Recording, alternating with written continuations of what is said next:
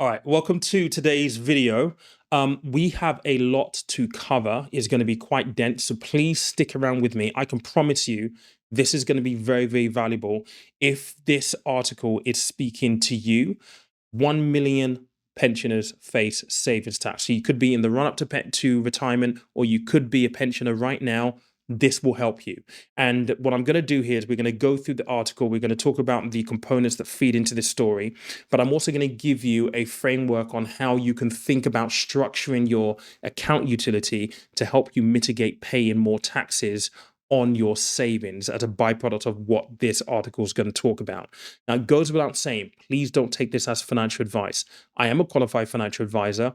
I would have conversations with a client about structuring finances in this way, but obviously I don't know your personal circumstances. So use it as a resource for further research, further videos to go watch here on YouTube. If you want one-on-one help, I do offer coaching that can go into a little bit more detail, and we've got your personal circumstances as well to feed into that. But please don't take this as financial advice. Before we begin, I have a sponsor for today's video. They are XTB, and they're giving away a free share in Rolls-Royce. So if you want a free share in Rolls-Royce, this is how you can go about getting one.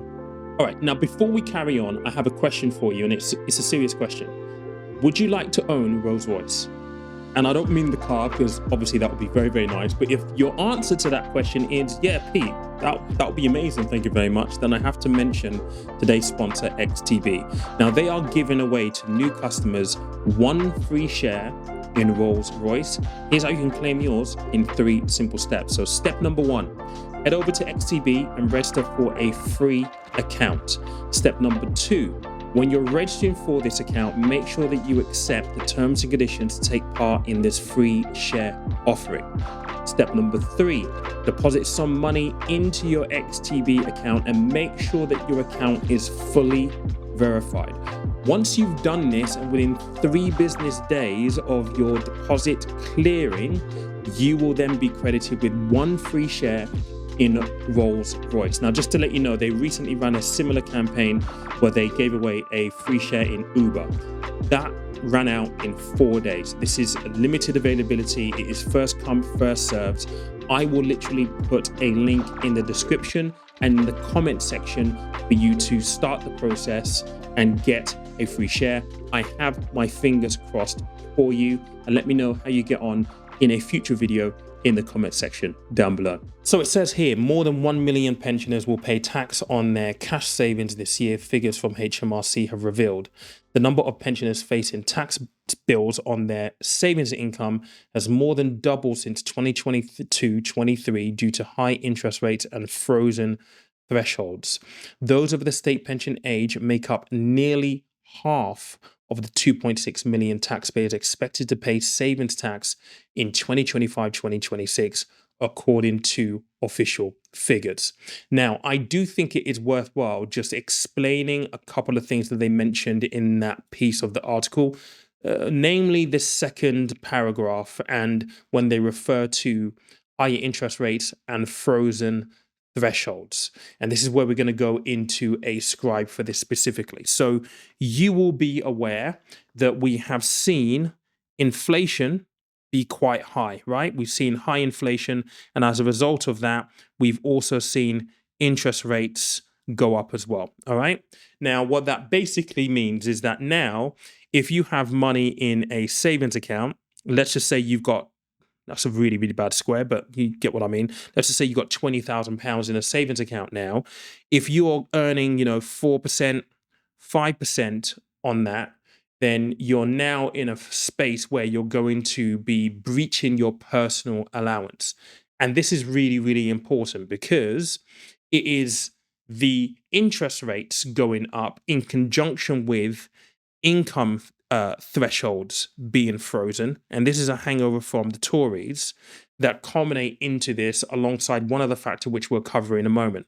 Now, ultimately what this basically means is that on a personal savings point of view, right? So you have your personal savings allowance. If you are a basic rate taxpayer, you can make £1,000 in savings interest before you have to start paying tax to HMRC. Over and above this, you have to do a self return, or at least you need to announce what you've got in savings returns, savings interest to HMRC, and pay the relevant tax on it. If you are a higher rate taxpayer, your allowance is 500 quid, so it's halved. But again, you can earn 500 quid before you start to pay tax. If you're an additional rate taxpayer, well, you get £0 because you are earning at this stage over £125,000. So how you identify which tax bracket you're in, if you're below, I think it's 50,270, don't quote me on this, it's around about this number. If you're under that amount, you're a basic rate taxpayer. If you're over 50,270, whatever it might be, you're a additional rate taxpayer at 45%. This is 20% of the basic rate. And then over here, you'll be paying 60% plus because you actually lose your £12,570 personal allowance, which is what brings us on to this conversation around income thresholds. So when we talk about income thresholds, it's really important to understand how these things operate because they have been frozen. So the income thresholds I'm talking about here is if you're earning less than 50,270, you're earning more than that, you go into this higher tax bracket. And if you earn more than this, you earn here, you pay tax at this level. Now, what they've done is they've frozen the income threshold, which means that, let's just say, for example, you are earning £48,000 as a salary. And let's just say you're going to get a 5K pay rise this year. Well, that will take you to £52,000 in earnings, which will push you from a basic rate taxpayer into a higher rate taxpayer. So you're going to see that you're going to go from 20% tax to 40% tax pretty much overnight because you've had a £5,000 pay rise. Now, the reason why this is important is because there's something called fiscal drag. And this is the reason why they've done this. It's all a ploy to drag more people into paying more tax as they earn more money or earn bonuses or get promotions at work. It drags you into the next tax bracket because they've effectively just frozen those tax brackets. So these are the two main factors that the article's referring to in that section right there. Let's move on because there's some other bits that we need to speak about which are also important. Now, it says here that over 1.2 million pensioners incurring a tax liability, more than 80,000 will pay 45% tax on the interest they earn on savings held outside cash ISAs, which are tax-free. And that number has increased from 33,000 3 years ago. So again, people who have money as a function of, this interest rate increase and income thresholds being frozen, people are being dragged to pay more tax. And again, this is exactly what Rachel Reeves is looking to achieve because we've got a black hole that we need to fill. But it says here, pensioners make 2/3 of basic rate taxpayers who will receive savings tax bills this year, with 731,000 expected to pay. Now, reference cash ISAs here. Here's the bit that is worthwhile just noting, because I know that people get, angry when we speculate on ISAs and they say wait until it's announced. But I think this stuff is important to be prepared for ahead of time. So it says new figures come after rumors that Rachel Reeves, the Chancellor, could reduce the cash ISA limit of £20,000 in the budget on November 26. We spoke about this last week. A senior Labour source confirmed to the Telegraph last week that the ISA changes were being considered again ahead of the budget. Really important to note here. So it's not just speculation. It may end up being speculation if she doesn't change anything, but the thought is at the moment it's on the table to be considered. It goes on to say an expected announcement on the future of the tax-free accounts at a speech in the City of London in July was delayed after fierce backlash from building societies who said it would push up mortgage rates. And I covered that in a video previously around about July when we had this conversation, because it for a period of time it looked like she had backed off this whole idea. But obviously, means must at the moment, so it's still a consideration. Savings experts previously warned that any cuts would disproportionately affect pensioners who are more likely to hold their money in cash as they have less time to ride out any market movements. I'm going to read this next bit before we jump into the scribe. And this is a comment from the guys at AJ Bell. In retirement, it's common to hold a little more cash. People often want to de-risk some of their investments, and those with a good handle on their spending needs might look to build a cash flow ladder or funnel to match what they've got planned for the next few years. Unfortunately, that appears to be leading to a large number of pensioners suffering a tax bill on their savings, with increasing numbers being dragged into higher tax bands too. Now, this is where I want to get into the scribe, okay?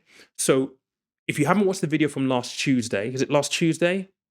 No, the Tuesday before, it's a couple of weeks ago. The thumbnail has ISA overhaul over it. It's worthwhile going to watch that.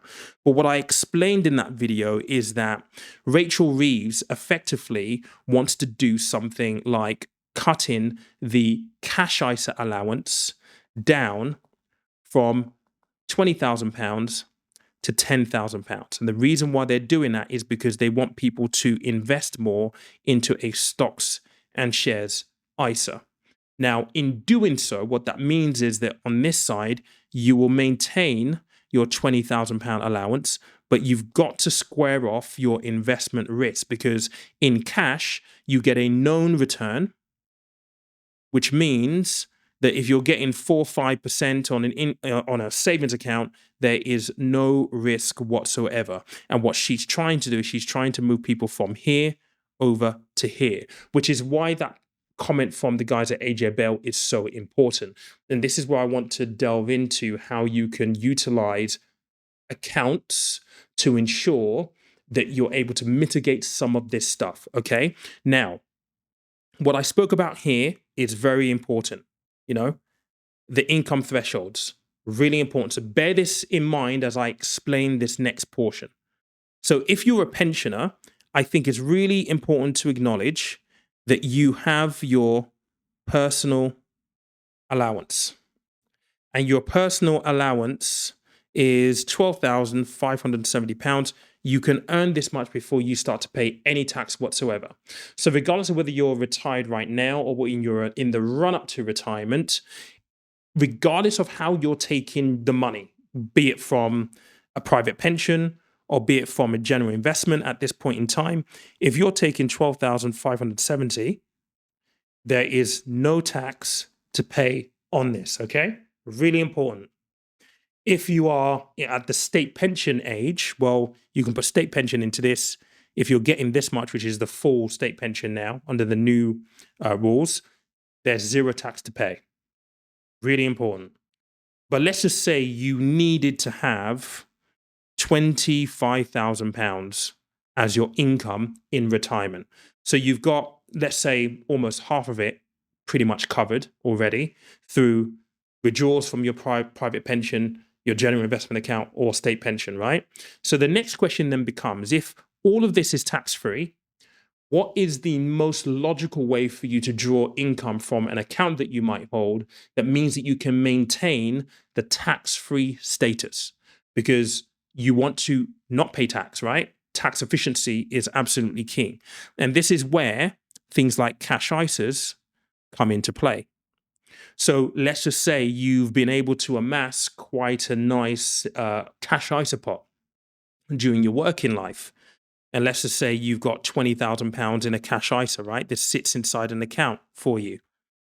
You can take the difference of what you need between this and this via your ISA. And because it comes from the ISA, it is tax free.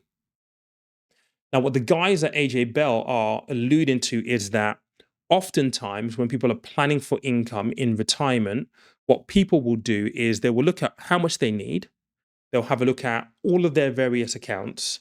And what they might do is they might say, okay, look, why don't we just take some money out of the markets and we'll put it into cash? And some people will put it into just a normal savings account. And they might do this for a number of reasons. They might have maxed out their ISA allowance for the whole year, right? So they can't put it anywhere else. It has to go into a high yielding savings account that pays 4 to 5%. You've got a 20K balance in there. And what they would do is they would draw their income from this on a monthly basis. But obviously, because it's getting 4 to 5% in interest as the money grows, you're going to have to pay tax on the interest that the 4 to 5% gets you. And at £20,000, you'll be over your personal allowances that we spoke about in this column of the video right here. Okay. So this is the problem that a lot of people are going to be facing right now in regards to how they're planning for their income in retirement or in the run up to retirement. And with a reduction to the cash ISA limit down from 20,000 to £10,000, I think that's going to be a big it's going to have a big impact for pensioners. I think the way to think about this is to think about the hierarchy of accounts, okay? And which ones are the most important ones to use and utilize first, okay? So again, if we were to really kind of like map this out, I'm trying to think about how we actually do this really. If I were to do like a triangle, like almost a pyramid here, right? And if you think about tax efficiency being first, you will start to think about what are your tax-free or tax-efficient accounts that you can use. So straight off the bat, there's a few that come to mind right here, okay? So let's just say you've got in this one right here, your ISAs. Many of you will then say, actually, we've got premium bonds, which will also be tax-free. You also could potentially be in a world where you might want to use things like your bonds if you have investments in bonds, because whilst it's not completely tax free, you can do tax deferred withdrawals from a bond 5% at a time, and that rolls up over time as well. So you can use different kind of account to try and skirt around the tax issue. But the thing is, you need help to be able to decide in what sequence to use these things. This is heavily dependent on personal circumstances and depending on what's going on for you specifically. So this is where I would say you do need to get a little bit of advice from a financial advisor that can help you structure how you take income through these types of accounts to ensure that it's as efficient for you as possible. You may be of the mind that actually you don't mind paying the tax, which is quite possible. But ultimately, when you're thinking about planning for retirement or you're looking at taking an income or just general financial planning, tax efficiency is obviously king. If you do have questions, pop them in the comments. I'll be paying attention and I'll be in the comment section to answer them with you as well.